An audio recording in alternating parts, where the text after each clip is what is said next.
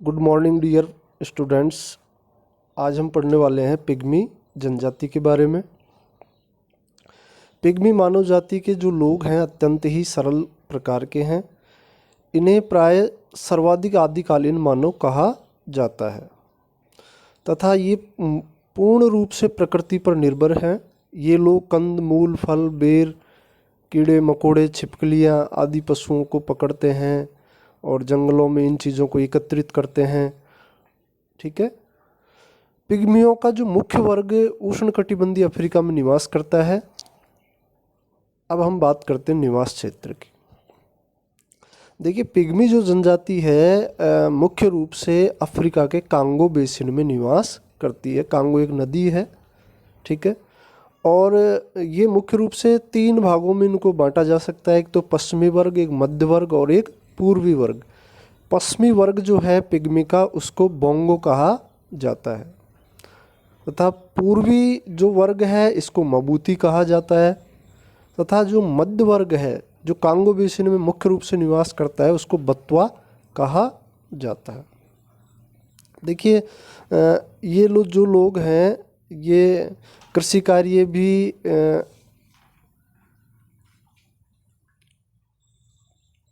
पूर्ण रूप से तो क्या कह सकते हैं, मतलब बहुत हल्का स्तर पर कृषि कार्य करते हैं। कहीं कहीं कांगो बेसिन के जो हैं इसके अलावा नहीं करते हैं। और बत्वा वर्ग जो है जो पिग्मी है बत्वा वर्ग का, वो भी मुख्य रूप से तो मछली पकड़ना, पशुओं का शिकार करना आदि ही करता है।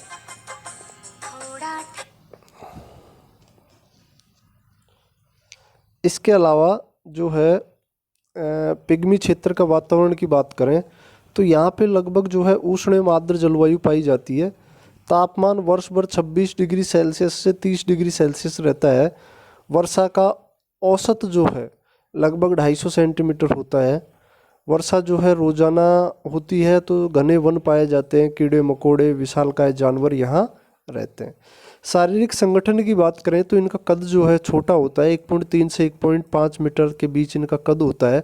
इनकी चमड़ी का रंग पीलापन अथवा ललाई लिए हुए भूरे रंग से गहरे भूरे रंग तक होता है।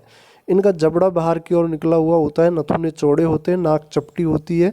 आंखें बड़ी तथा काले छल्लेदार बाल पाए जाते हैं।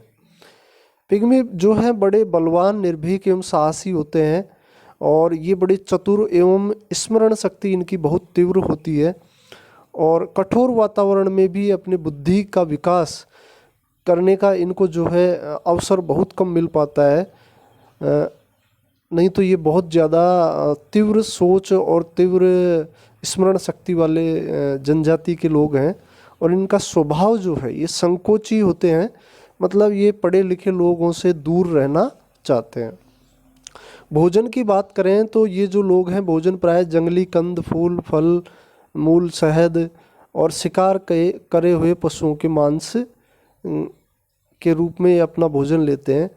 कभी कभी ये मछलियाँ भी पकड़ते हैं और सामान्य रूप से बंदर चूहे सांप पक्षियों का भुना हुआ मांस आदि पसंद करते हैं।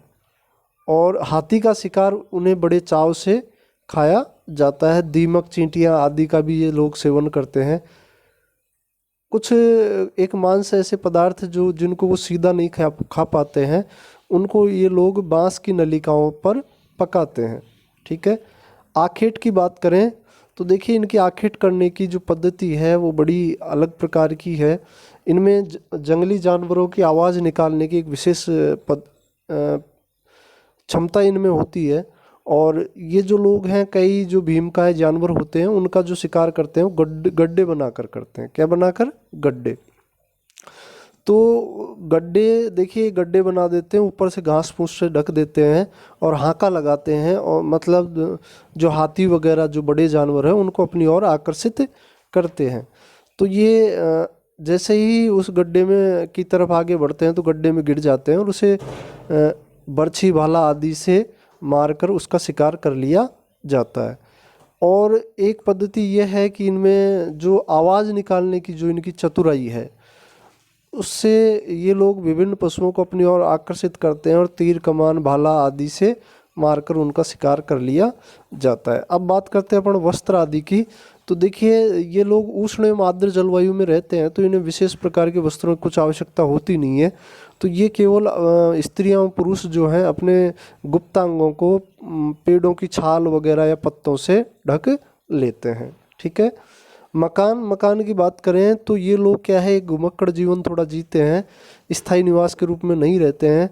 एक बड़े समुदाय भी जो हैं एक साथ नहीं रहते हैं। तो ये अपने जो मकान या आवास जो बनाते हैं, आवास पेड़ों के ऊपर बनाते हैं और मधुमक्खी के छत्ते के आकार में। इनका दरवाज़ा जो है काफ़ी छोटा होता है जिसमें वो रेंग कर घुसते हैं। और आवास या झोंपड़ी जो बनाई जाती है पेड़ों पर, उसके चारों तरफ गड्ढा कर दिया जाता है और उसमें विष बुझे हुए लकड़ियों को गाड़ दिया जाता है ताकि ये अपने शत्रुओं से सुरक्षित रह पाए। उपकरणों की बात करें तो ये जो लोग हैं विभिन्न प्रकार के भाले, तीर, कमान आदि का प्रयोग करते हैं। व्यापार की बात करें तो ये बांटू लोगों से मौन व्यापार करते हैं, सीधे संपर्क में नहीं आते हैं और ये किसी स्थान विशेष पर पत्तों में लपेटकर मांस आदि रख देते हैं। और बांटू जो लोग हैं उसके स्थान पर खाद्य सामग्री जो है वहाँ पे अनाज वगैरह रख के जाते हैं, जिसको ये एक दूसरे से मिलते नहीं है, वो वहाँ रख दिए, उन्होंने वहाँ से उठा लाए। इस प्रकार का ये प्रक्रिया इनके बीच मौन व्यापार की होती है। सामाजिक व्यवस्था की बात करें तो इनमें कोई विशेष प्रकार की सामाजिक व्यवस्था नहीं पाई जाती है। जादू टोनों में विश्वास करते हैं, टोटमवाद में विश्वास करते हैं, अंधविश्वासी लोग हैं और ये पढ़े लिखे लोगों से दूर रहते हैं।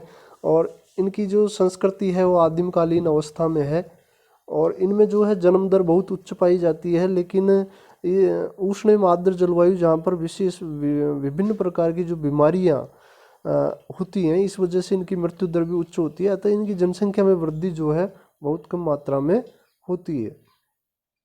शारीरिक दृष्टि से ये कमज़ोर होते हैं और जीवन शक्ति की इनमें कमी पाई जाती है।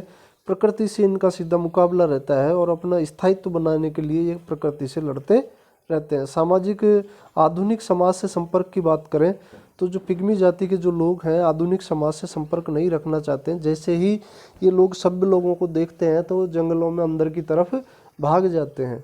ठीक है। और अपने ये मौन व्यापार भी इसी प्रकार से करते हैं, ये संपर्क में नहीं आते हैं। तो ये बड़े संकोच वाले जनजाति के लोग हैं और इनमें विभिन्न प्रकार की जो है सामाजिक अभी रूढ़िवादिता है एक प्रकार से।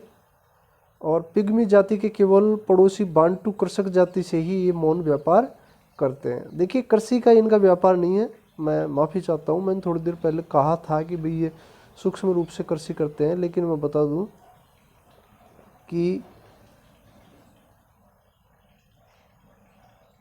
कुछ कृषि कार्य करने वालों के ये पास में रहते हैं। ये आखेटक हैं मुख्य रूप से और कंदमूल खल एकत्रण करने वाली जनजाति है। ठीक है। ये बड़े साहसी होते हैं, निर्भीक होते हैं, निडर होते हैं, लेकिन संकोचशील होते हैं, मतलब सभ्य समाज से ये संपर्क में नहीं आना चाहते हैं। Thank you.